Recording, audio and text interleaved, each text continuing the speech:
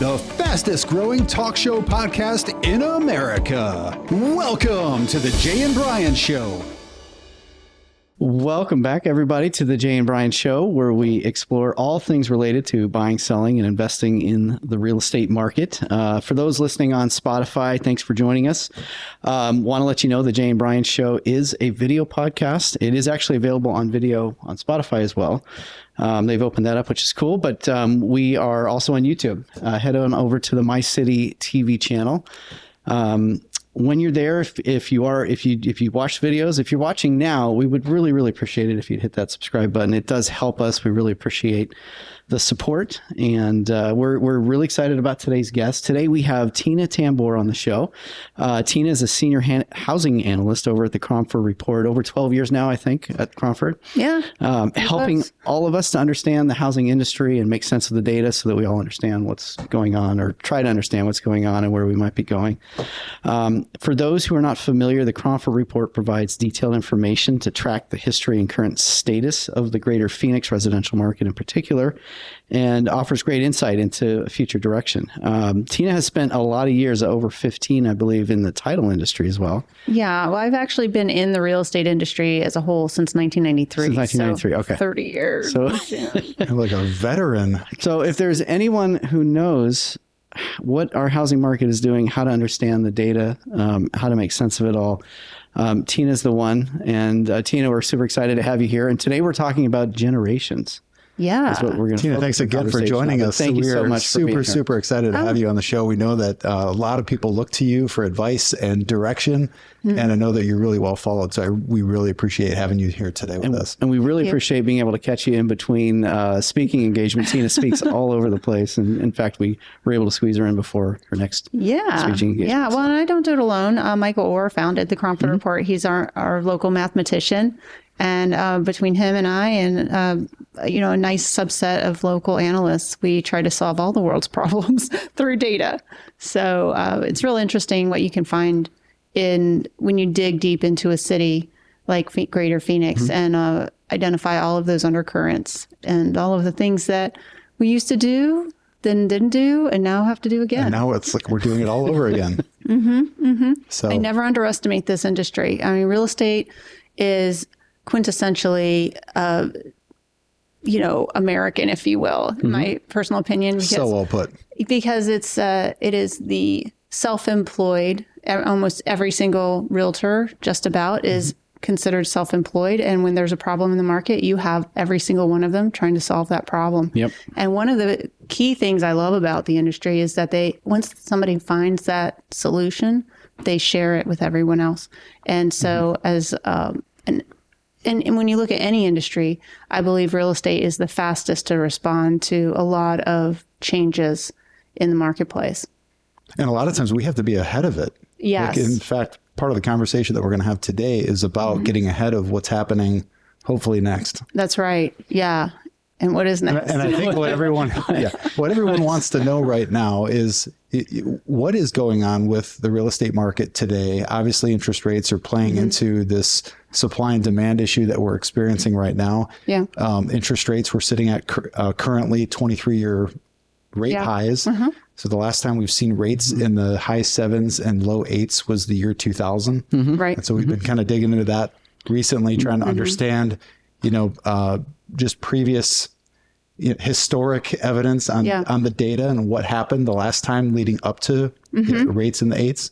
Right. And kind of how the housing market responded back then. Well, it's interesting. The response that I find entertaining, if you will, is the sheer lack of empathy from the baby boomers going, those of us who had 10% to 18% back down to 10%. Well, Most of their rates when they were in their 20s and 30s were significantly higher. And so, when you compare that to what we have now and everyone's like, 8%, we'll never survive. And they're like, this is nothing. Well, my first mortgage was 18%. I liked it.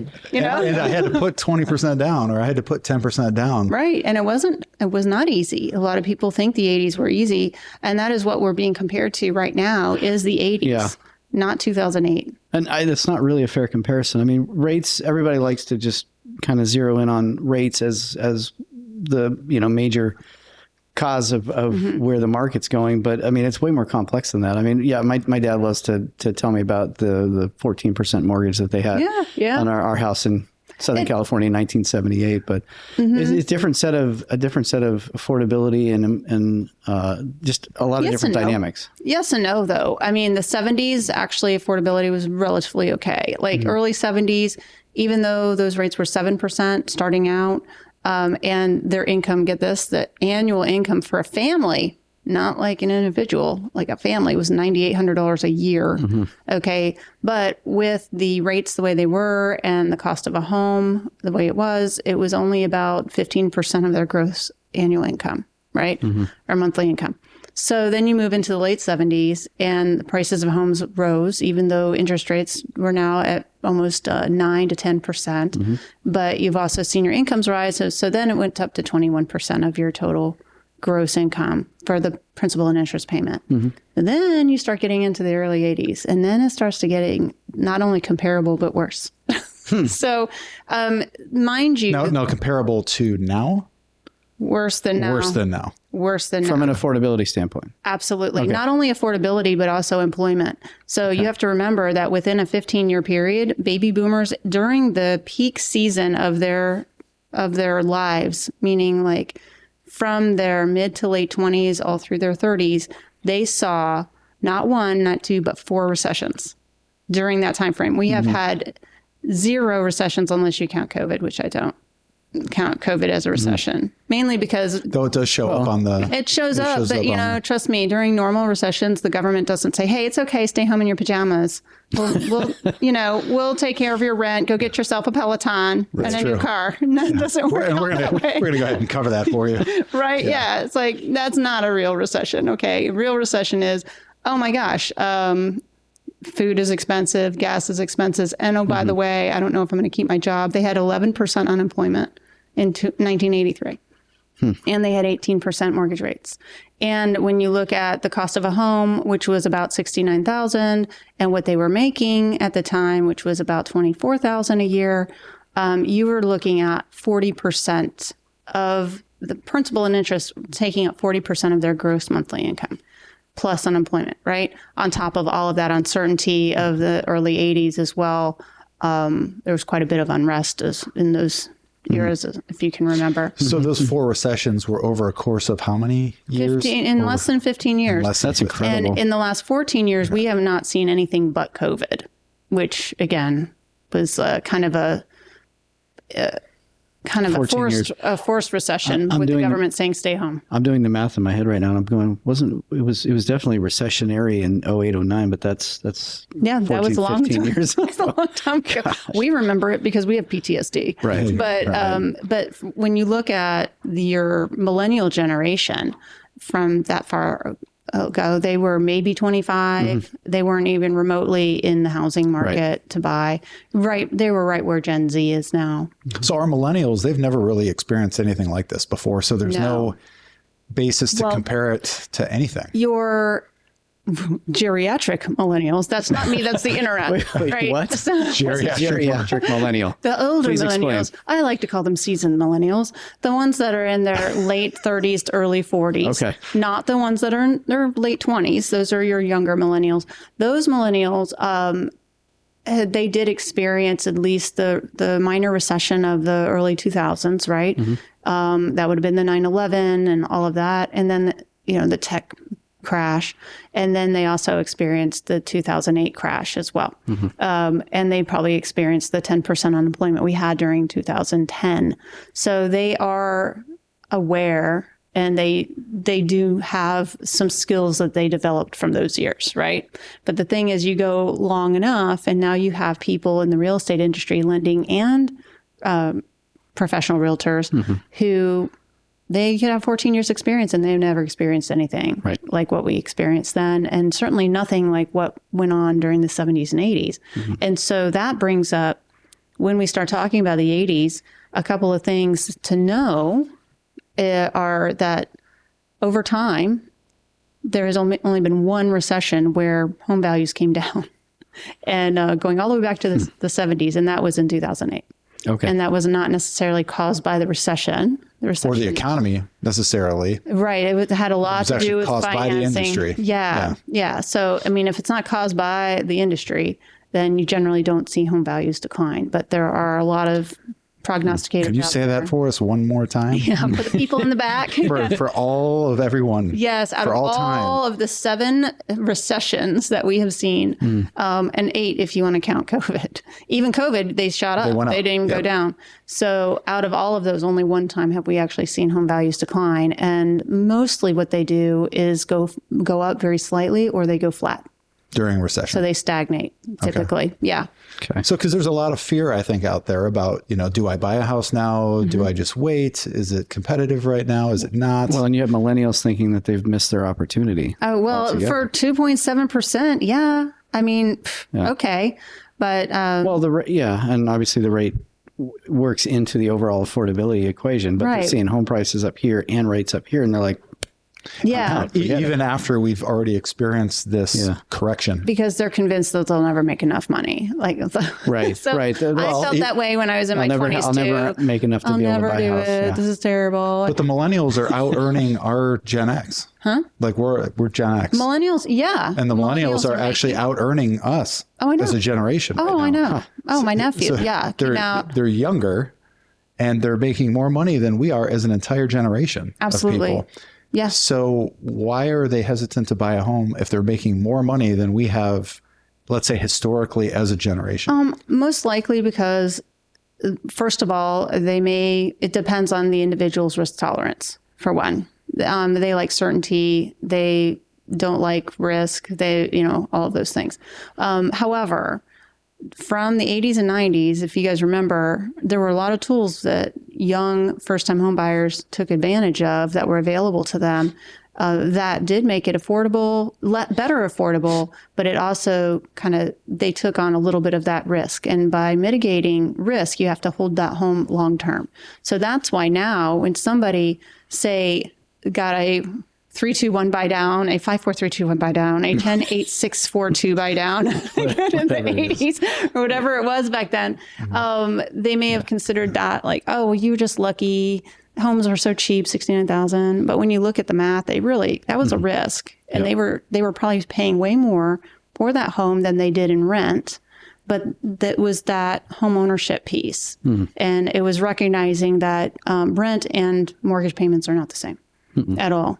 And so doing that math, taking that risk, and now, it turns out that the baby boomers, after 4 recessions during their time frame and all of that unemployment and all of that uncertainty, are now the wealthiest generation in the United States. After all that.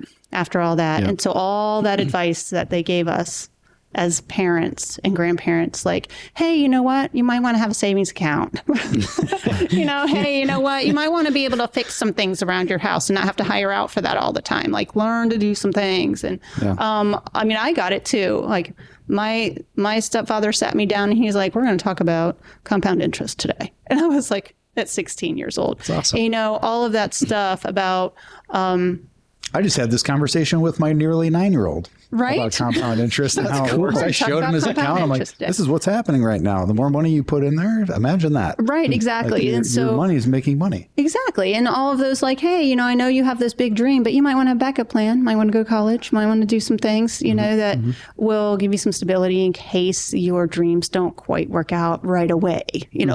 Things like that. All of that advice that, we rolled our eyes at and we're like, oh, that's so like old fashioned. Things like, hey, don't get too much credit card debt. What? That's terrible advice. But the thing is that it's for times like this. It's for time because we went for so long and didn't happen that, we just push them off as old fashioned. We don't need to do that anymore because this is amazing and it's going to be amazing forever. And now we're in a place where we have to really look at our budgets. Like, how many streaming services do I have?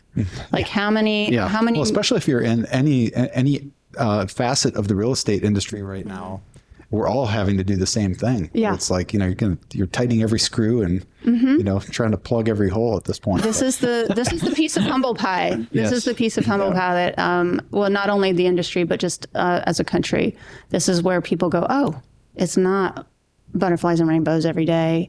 In terms of the economy, experiencing the whole, the aftermath of 2020 and 21, where we had, really like banner years as far as this is like my 20th year in the mortgage industry in Phoenix. And, we had banner years, and now we're seeing the banner, some of the worst times that we've experienced in this industry that, talking to newer people that entered the mortgage industry in the last 5 years, even they've never experienced anything like this. Absolutely. And really the big unique piece about this is that it is not like 2008 where you're going to see home values crash. So this is the big thing that people don't realize is when the industry is suffering because we don't have enough sales, it is not translating this go round into homeowners, in fact. Interesting. So homeowners, we're not dragging them down with us. They're seeing their home values be sustained. They have amazing mortgage payments, and equity. And equity. Huge amounts of equity. But you have to understand that when the government floods the marketplace with liquidity, like what they did after the pandemic, they got to suck it up somehow.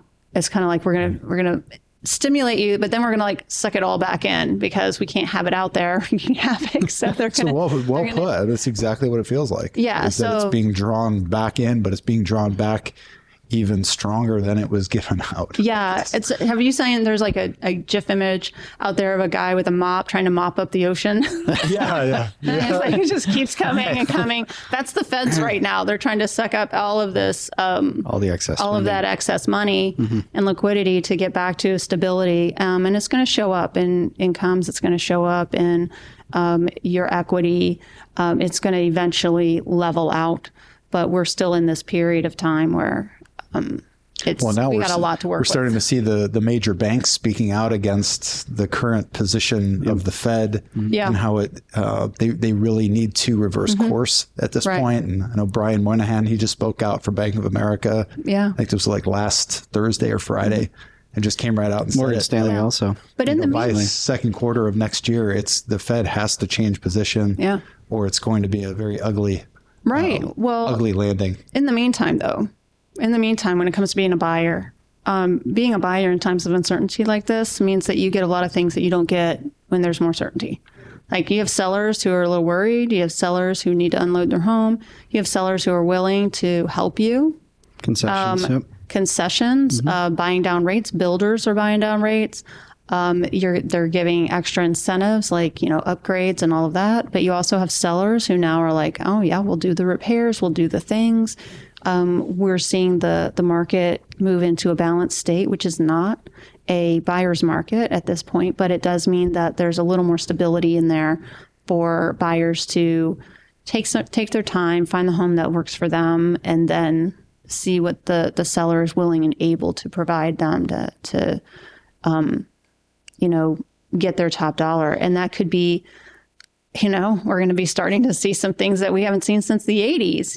You might be seeing some assumables. Some people are doing the wraps. We don't really like those. Those are risky, but get a good attorney. But the thing is that, you're going to see some sellers who may be working things. If they have a lot of equity, they might be able to do at least a portion of it, seller financing, things like that.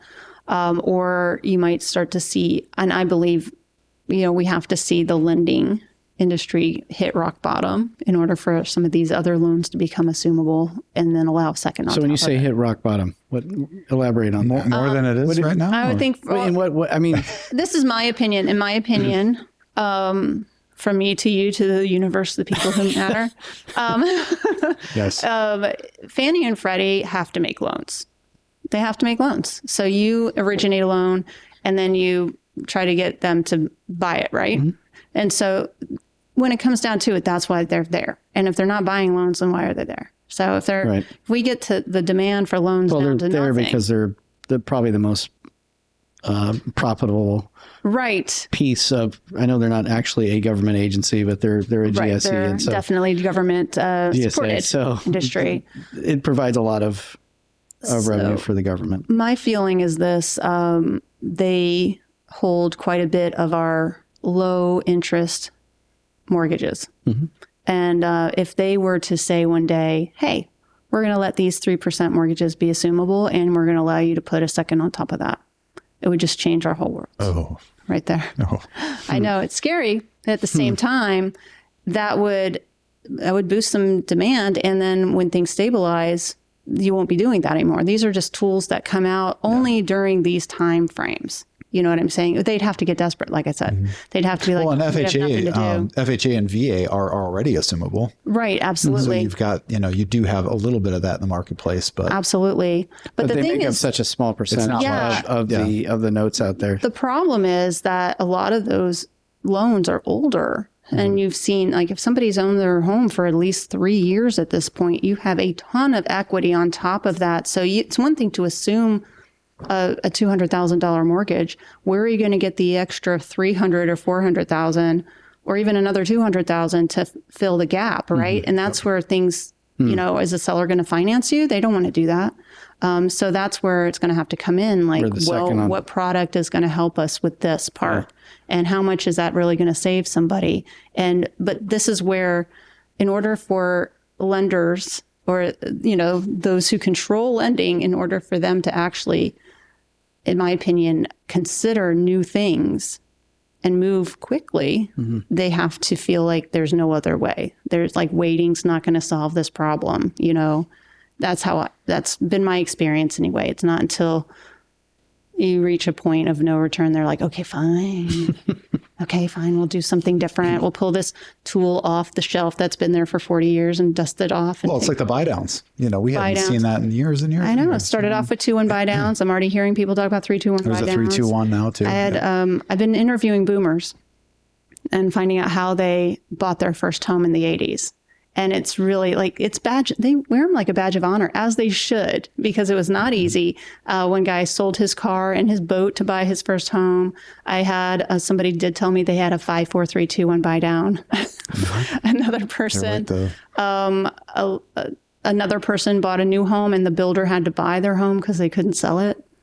And so when you talk to these parents and grandparents now about how they bought, it's often help with family. So getting family help is not unusual. Another piece, I talked to one of my mentors, actually. He said he bought his first home with 3 of his buddies. And so tenants in common, this is where you start learning about all the ways to take title and how do you get a loan for 4 people. FHA just came out and changed up, loosened up a little bit of their multifamily purchases. So say you wanted to get a 4-plex with 4 of your friends and you all get one loan, they've changed things up like that. So there are opportunities for first-time home buyers to get into this market. Yeah, and VA's been doing that for a while. So is that in line with the VA rule? I think so. I'm not. You have to live in one of the units as a primary resident. Yes, it does. Yeah. Yes, somebody has to be in there as a primary residence for sure. Absolutely. Okay. And so, but it's like, I'm not an expert on it, but I'm hearing more about these things that they're not just for investors anymore. But that's a step further because now you have 4 buddies who are all owning the 4-plex and then each of them has their own unit instead of sharing a common space. So, or as my friend, they bought a 4-bedroom and one of them ended up getting married and bought the other 3 out and they all made money. And so you find out what the best way is, some people just taking over payments, that they find these opportunities, but then they still might need a bit of lending help after that fact, right? And so what products are going to come out to bring lending back into the game on that and not leave those homes just for investors, for cash and all of that stuff. Right. And so, and that's basically what I'm hoping to see is some of that creativity. And then it'll just get us through this time. If it comes out, it'll get us through. Just like, you remember in 2008, they came out with the renovation loan. Yeah. Nobody knew anything about a renovation loan until all of a sudden all these homes were coming on the market from foreclosures. And they're like, oh, you want plumbing with your house? No cabinets, light fixtures, ceiling fans, everything's gone. You want a light that actually works on that? So there was, they had all kinds of issues, HVACs were being stolen and stuff. So next thing you know, they're coming out with this renovation loan. Was it a pain in the butt? Yeah. But is it still? Yes. Yes. I'm not saying they're easy loans. I'm not saying they're awesome and streamlined and all of that stuff. All I'm saying is that it got a lot of people into homes that at a time in our lives in 2008 where it was very uncertain, when unemployment was rising, and some people took the risk and it paid off for them. And so when you interview baby boomers who bought in the worst part of 1983, not one of them said, "Oh, that turned out to be a terrible idea for me." Not one of them could even remember what the rent was at the time. But it was certainly not less than rent to buy a home at that point. It was a risk. Interesting. Yeah. So, yeah, right. And it's depending on where you are in the country. I was looking at this data actually just a couple of hours ago.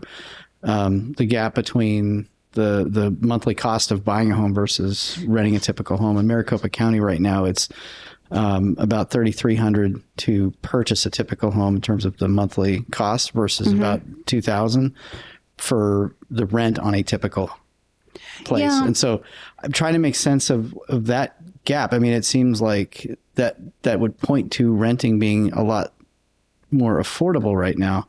Well, okay, let's take that for a second. Also keeping people out of the purchase market. Let's pretend that I'm a single person and I can buy a home. I make $100,000 a year. Okay, we're just going to assume that. All right. And let's assume that I have a payment. If I'm looking to rent or buy, I have a potential payment of, say, $2,100 a month for a basic 1,500 to 2,000 square foot home in Phoenix. Or I could go buy something for $2,600, depending on the rate. I haven't done the rate math in a while, but say it's $2,700 or whatever it is. Now you're looking at a gap of $500 or $600. But what you're looking at in rent is something that you cannot deduct from your taxes and you don't get anything out of, right? If you look at your payment, that payment is about at least $2,000 of it is interest, which you can deduct off of your taxes and save yourself probably about $2,000 at the end of the year off your taxes. I did do that math. Okay. So the data that I mentioned is probably not appropriately adjusting the rent back to really equate with the cost of and then the other $300 or $400 off of that, or maybe even $500 of that, is going right back into your equity of your home. So you're paying yourself back on that. So you're really only looking at your interest payment versus your rent payment. Gotcha. And because the rest of it is your investment into the home. And at the end of the 3 years or 5 years, where are you going to be on that equity side of things? And that's where people, it's kind of they call it a forced savings account, but it's that extra interest payment that now you say, oh, I got $24,000 I can now deduct off my taxes, whereas my standard deduction for a single person is $13,000. Yep. And so now I'm itemizing. And now, remember when they brought out that tax credit is decades old, but everybody forgot about it because it didn't matter in Phoenix for so long. The rates were so low that you weren't paying $13,000 in interest. And so it didn't matter that it was tax deductible. But now it does. I would take $2,000 off my taxes at the end of the year, especially if I'm paying an extra $500 and I'm getting at least $500 back in my equity. So, I mean, it really requires that you do a little more math than, this is my expense here and this is my expense here. Because it's not apples to apples. It really isn't. Absolutely not. So another part of this. So if I guess it would have been the fourth quarter maybe of last year into the first quarter of this year, 2023, we already saw the big correction. That in was price. Right. That everyone was anticipating. There's going to be this huge bubble. There's going to be a big crash. Real estate's going to go down in this area and it's going to be horrible. If that's already in the past and that happened, the majority of the correction already happened by the end of the first quarter of this year. And so we're still supposed to experience at the end of this year, despite that correction, we're still supposed to see 3 to 4% appreciation year over year for the metro area for Phoenix. Yeah, that's where we're heading. The thing is that it actually happened between May and December was the correction.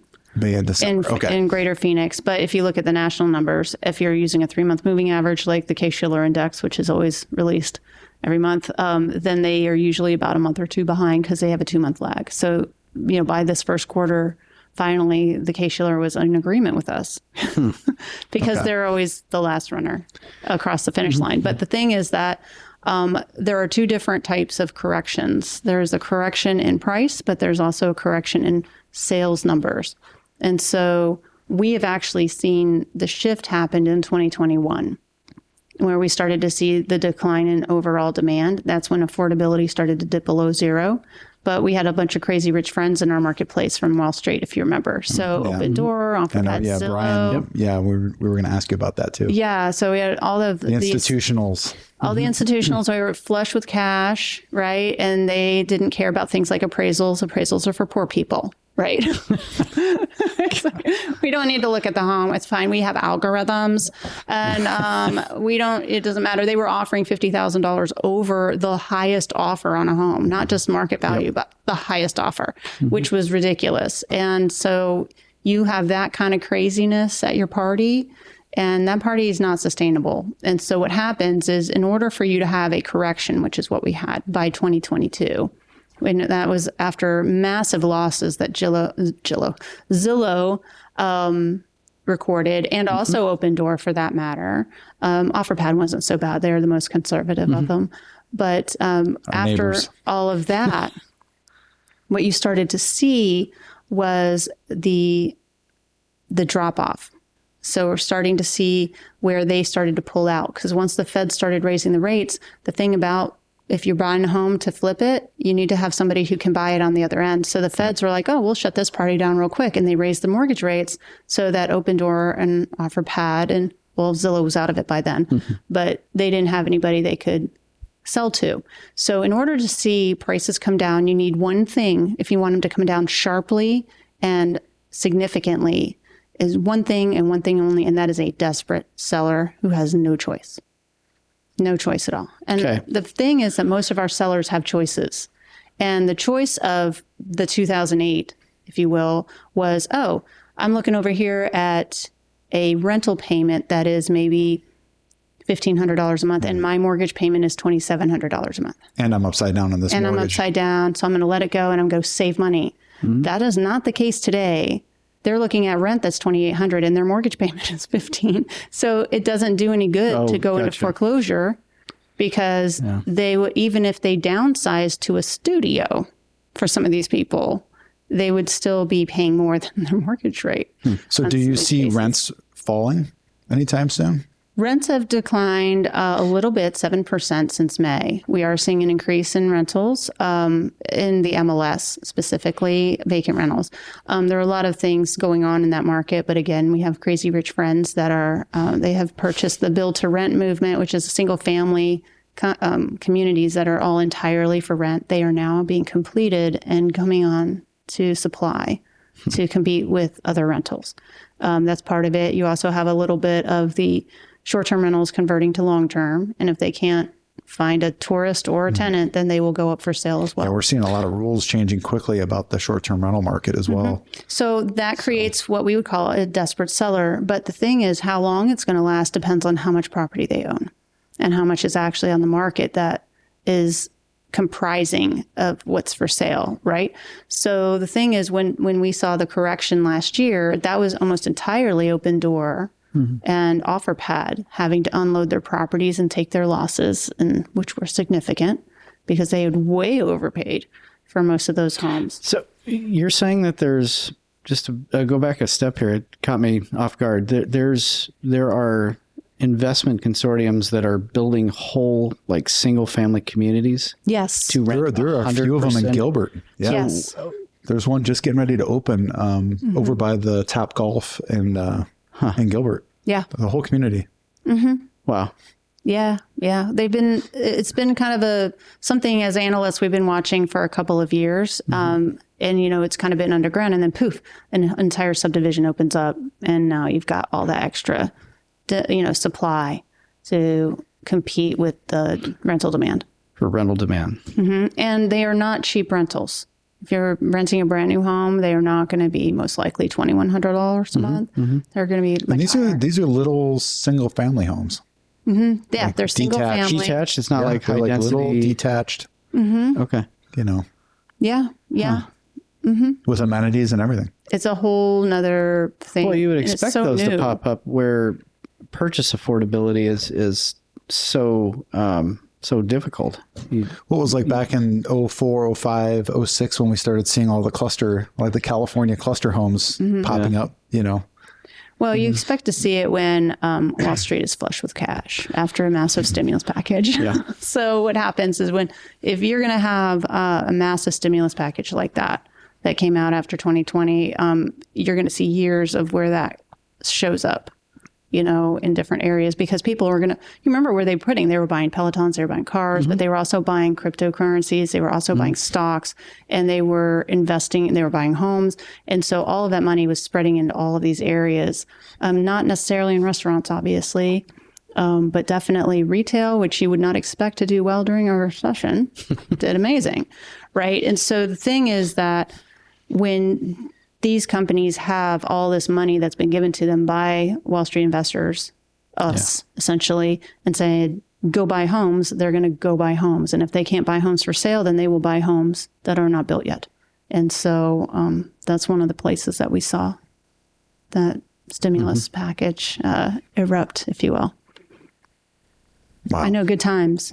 Brian, you're like speechless. You're like trying to take Yeah. But some of them may be able to convert. Some of them are set up so that they're on individual parcels, so they could eventually someday convert to single family individual. But many of them are on one parcel, so they are literally set up like what they call a single family attached, which is weird. Single family attached. I know, it's weird because there was no section for that, so they had to make up their own way of categorizing their project. I mean, and so eventually they're, these companies, these corporations, they're just looking at it as an investment opportunity, right? And eventually they're going to be like, well, this isn't a good investment opportunity anymore. Yeah.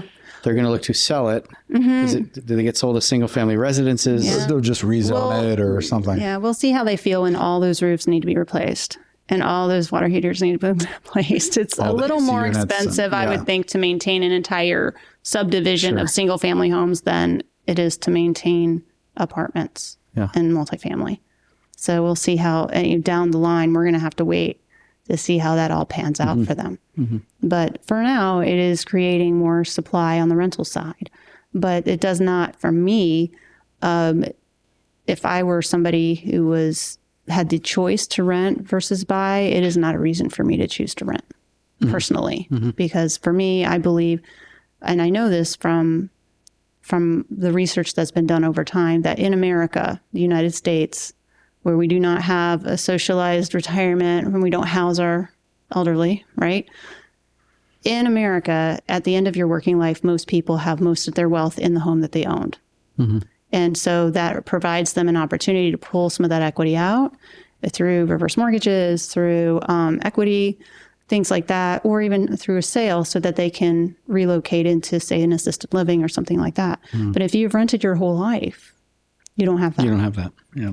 And so I know it's a little early for 20-year-olds to be thinking about it. That's where I was going with the whole appreciation. So even after the correction, this, like you mentioned, it is an investment because you're investing in this property that hopefully is going to continue to appreciate over the next however long you're going to be there. Yeah, but even if it doesn't, see, the thing is, even if it doesn't, you are paying down that balance and you are building your equity.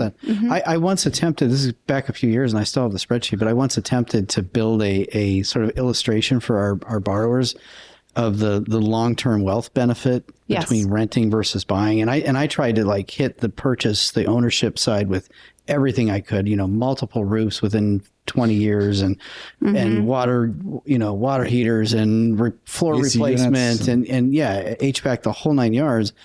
And even if the home itself never appreciates, you buy it one day for $500,000 and 20 years from now, it's still worth $500,000 or 30, but you've paid it off or you're almost paid off and you have all that equity. Even when you write it down by all of the costs that you've occurred over the years, you still have a lot more wealth there than you would have if you had been renting all of those years. Absolutely.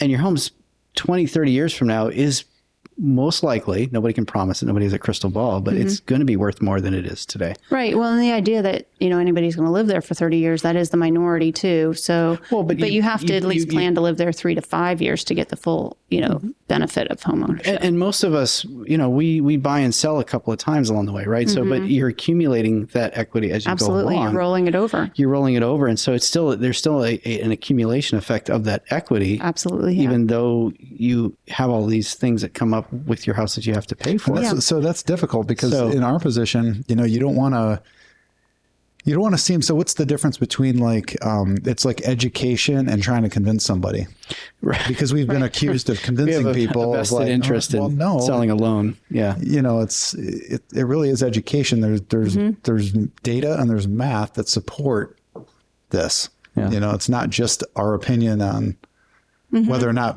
we think you should buy a home. It really is supported. Well, for me, and of course, I'm Gen X now. So my mindset, which is different from where I was in my 20s and 30s. Are you Gen X? I'm all about at this point in my life, I'm all about retirement, and this is where I look back and say, thank God I had the ability to purchase a home back then and bring that forward. That's all I'm focused on now is because, what's this going to look like? When it comes to the overall, who's going to take care of me, when I'm older, that these types of assets, like real estate assets have, I know multiple people who have their homes are what help them retire because of that whole equity, whether they keep the home. I know my father personally, he had a big home in New Jersey. He was able to sell that home and move to a cheaper state and live off of that income that they derived from their real estate investment, or just their home, which you may not see as an investment. But overall, I would say ask people or just take notice of people who are retired, those who rented their whole lives and those who actually purchased their home, and see where they're at right now. Financially and stability wise. It's tough, frankly, to see how many people retired now could not afford a $25 increase in rent over the last 3 years, and they are not housed. And that is the most heartbreaking thing for me to see. And that's what I think we're all trying to avoid for our children. And so, okay, getting back to millennials. I know you're like, let's talk now that we've ended on that note. Because this sort of takes us in the generational direction. Like we wanted to talk a lot about the different generations, and but back to millennials, we were talking about how millennials and baby boomers are making up the largest purchase. Where the most demand is for buying homes right now is with millennials and baby boomers, right? Or at least. I should say the boomers have the homes and the millennials want the homes. Yeah. Right. Because the millennials are largely thinking that they've sort of missed the opportunity. We talked about that earlier, but, how do you, so from my perspective of Gen Xer, and I feel like my wife and I have been super lucky in real estate. We did make the intentional decision to get out of renting when I was 27 and she was 25, bought our first home. But it was scary. We went from $980 a month for a 2-bedroom apartment to $1,500 a month mortgage for a $177,000 3-bedroom 2-bath house in Gilbert. Yep. This was in 2002. We know what happened between 2002 and 2007. We sold that house in 2005 for $317,000. Rolled all of that into the next house. Market continued to climb like crazy. By the time we moved into that house in the fall of 2015, our purchase price had gone from $450 to people were selling the same model for like $725. That was that really, really completely nutty period. It feels, from a home price standpoint, it feels similar to that right now. Yeah. I know the dynamics are very, very different, but and then the market imploded, and we pretty much went all the way back down to the felt. But for us, that was we just ride it out. We're at right at the water level. We didn't go underwater because we had put so much down.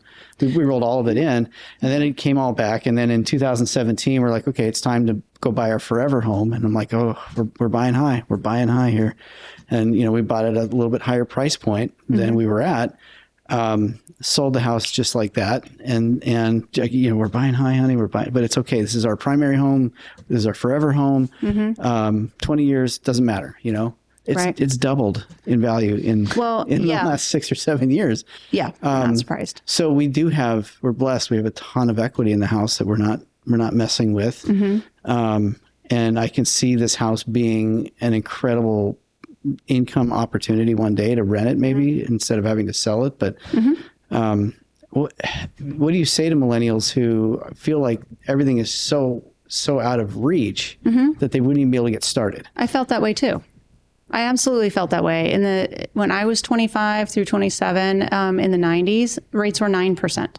And I was renting a 2-bedroom, 1 bath on the edge of a 4-plex for $550 a month, which just sounds amazing now. Oh, yeah. And of course, my big thing was, is it too much to ask? I want a dishwasher and inside laundry. That was the epitome of luxury for me in my 20s. And so I wanted to buy my own 1-bedroom, 1-bath townhouse. And I was getting quotes at 9%, even though you're now looking at, of course, HOAs and all of that. I was looking at having to spend $1,000 a month. I'm like, how does anybody afford that? I'm never going to afford that. I'm probably making maybe $25,000, $30,000 a year at the time. I'm like, I'm never going to do it.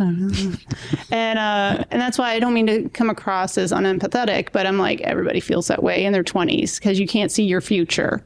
But, I ended up, obviously I got married, and that of course helps. But these days people are pushing off marriage. And so housing has typically not been for the single person to afford all by themselves. That's usually wow, you're really doing well if you get to buy a home all by yourself on your sole income.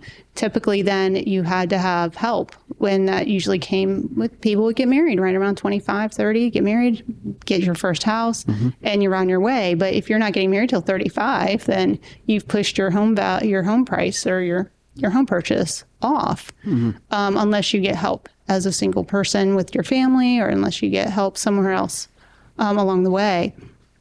So what I say is that, if you're, not that I think everybody needs to get married, not pushing the marriage thing, but you are going to need to figure out, it seems to be people are more willing to commit to a 30-year mortgage with each other than a 30-year marriage.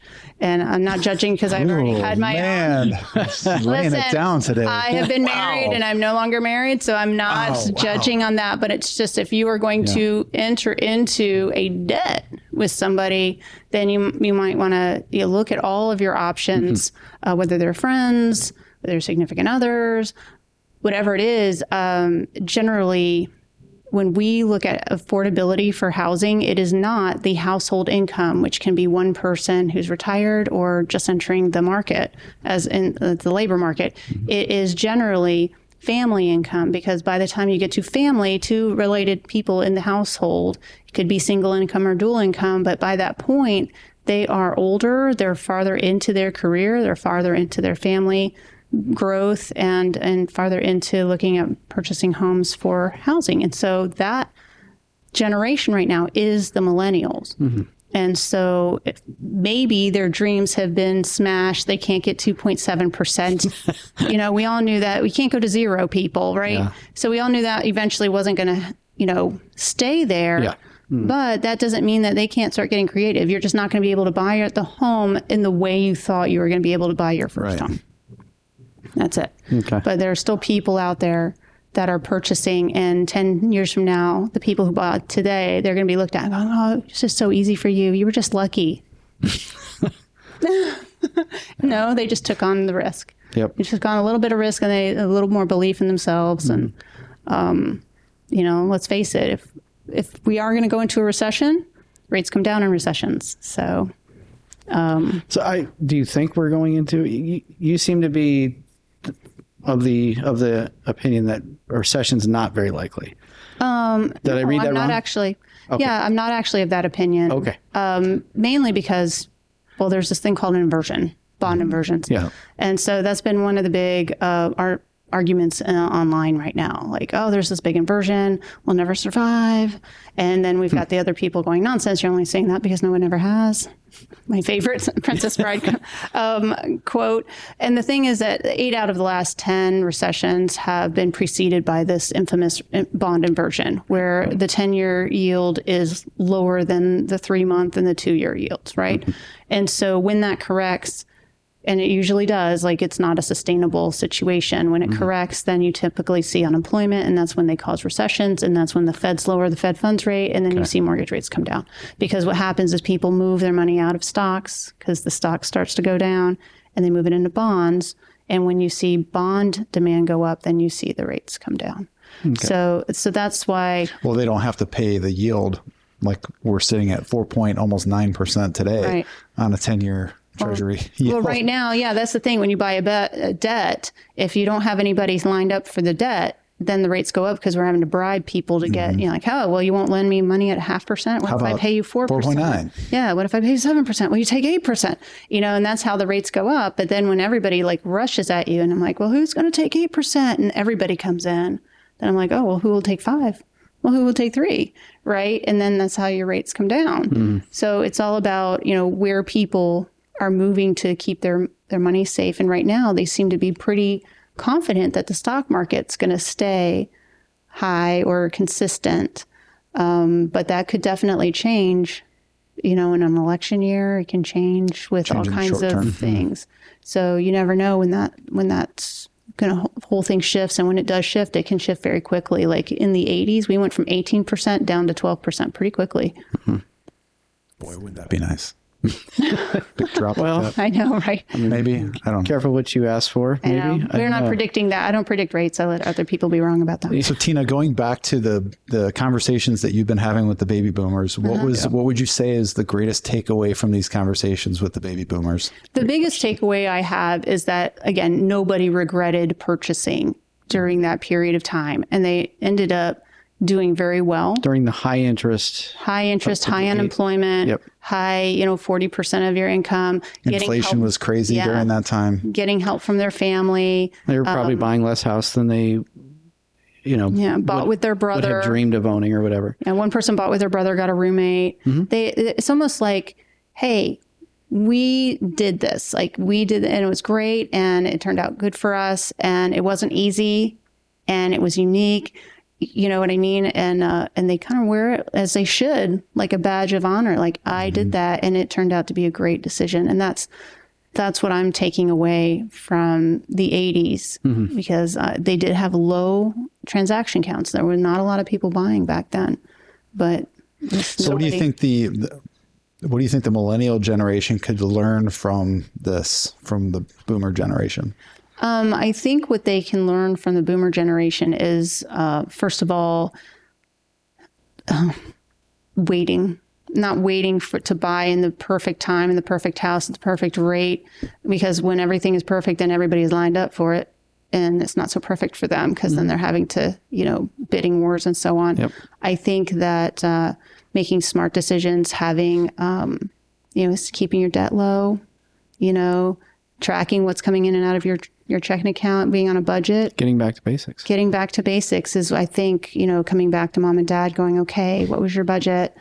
And, just doing that. Now, I do recognize that there are going to be some things that we did not have in the 80s that we have today, like cell phones. Like I didn't have a cell phone in the 80s, so I didn't have a $200 bill or whatever that was. But I'm sure that there are ways that you can come back, I can tell you one thing, I got way too many gym memberships. It's these are the things, the budgeting things, and how to set up yourself to handle all of those recessions. As Gen Xers, we've been through 2 of them ourselves. We don't realize it because we're in our 20s. We're just working. We're just, I ate ramen noodles. It's fine. I mean, I loved it. It was great. It's just those budgeting things. This is where people become financially literate. It's not until they have to become financially illiterate that they become very financially literate. So true. It is so true. So what is the baby boomers' place in today's current housing market, though? We're seeing a lot of them stay in their homes. They're more reluctant, it seems, to go into even active adult, but especially assisted living. are they preventing? Are they part of the housing cost inflation challenge, affordability challenge? I don't think. We like to blame them for everything, but no, they're not. They're not. You remember, like, first of all, the boomers have been like a part of the discussion since at least 2018, 19. They called it the silver tsunami, where they were going to be the cause of property values to decline. Remember, because they were all going to naturally decline, leaving vacant homes, and then those homes were going to decline because nobody was there to buy them and all that. And then we had COVID. And then everyone's like, you're staying in your home, get out of your home. You're the reason why all the prices are going up now, right? And so, and then, and then we have the whole issue with the labor costs, of course. And then they were blaming the baby boomers for retiring too much. You know, stop retiring. We need you to stay in the labor market to keep the labor costs down. I mean, every time something is going wrong, for everything. I know. I'm like, and then they did retire, and then they're like, well, now we need you to come back to work. You know what I'm saying? So it's like, we're headed for that. I mean, it's just kind of, So I would say that I think we need to just stop blaming the baby boomers for things. And just realize that, you know, maybe we didn't build enough homes. I will say this though. My parents just bought a house in Scottsdale. They moved out here. They've been renting for about 5 or 6 years, and their neighbors were very relieved that their new neighbors were owners, that they weren't actually setting up a VRBO or something like that in the Scottsdale neighborhood. So they're doing some good. Yeah. I mean, we have there are all kinds of ways to get into housing, whether it's hands-on or hands-off. And so I think that all of the things that the boomers have learned over their years, this is the period where maybe we just stop rolling our eyes at them. Yeah. So, well, Tina, thank you so much for coming by and spending some time with us. We'd love to have you back on the show at some point. Yeah, sure. It was fun. It's great to get to know you and learn what we can about our housing market from a great expert. Thanks again to our audience for joining us today. If you are watching on YouTube, please hit that thumbs up button. It really does help us. We really do appreciate your support. Helps us accomplish our goal of mycitylender of hopefully TV. Getting some good information out there. mycitylender TV is the YouTube channel. Thanks again, Tina, for being with us. Tina, thanks again for joining us today. We really appreciate you being here with us. It's been great. So thanks.